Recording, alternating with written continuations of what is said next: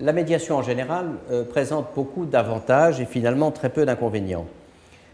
C'est une forme de justice rapide, peu coûteuse, et en cas d'échec, parce que l'échec est toujours possible, c'est-à-dire que les parties peuvent ne pas réussir à se mettre d'accord malgré l'aide du médiateur, eh bien on reprend le procès habituel.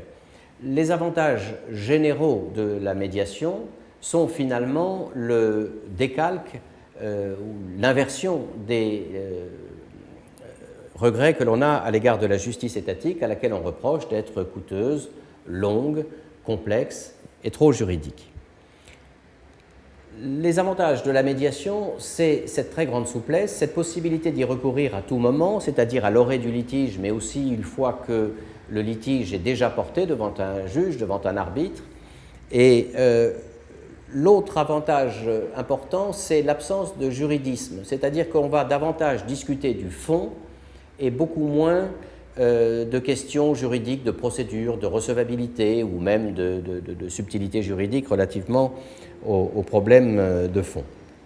On va discuter du fond, c'est-à-dire de la matière, et le tiers va intervenir avec un certain nombre d'avantages qui tiennent à sa présence. Déjà, le tiers va faire comprendre aux parties qu'il y a une équation qui est très commune dans l'esprit des juristes et qui est fausse.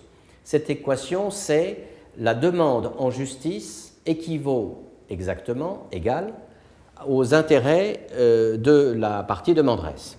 En réalité, les juristes ne se rendent pas compte que dès lors qu'ils présentent une demande en justice, ils ont traduit en langage juridique et adapté par leur demande les intérêts de départ.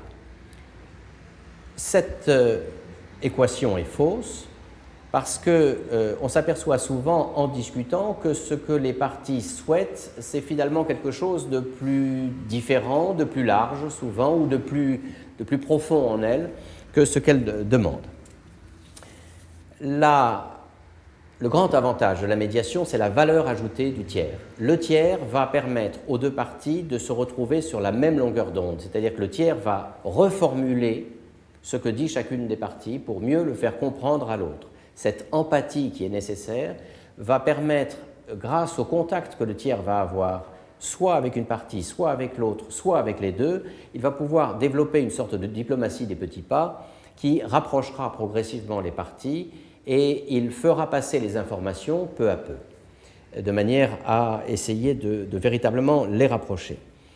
Il y a un contresens à éviter, c'est de considérer que la médiation est une droite, une sorte de ligne, avec chaque partie tirant sur la corde dans un sens et puis le médiateur essayant de trouver une solution vague au milieu. En réalité, la médiation doit être envisagée sur un plan, avec en abscisse les intérêts d'une partie, en ordonnée l'autre, et au milieu de ce repère orthonormé, le médiateur doit essayer de trouver une solution qui présente des intérêts et pour l'une et pour l'autre.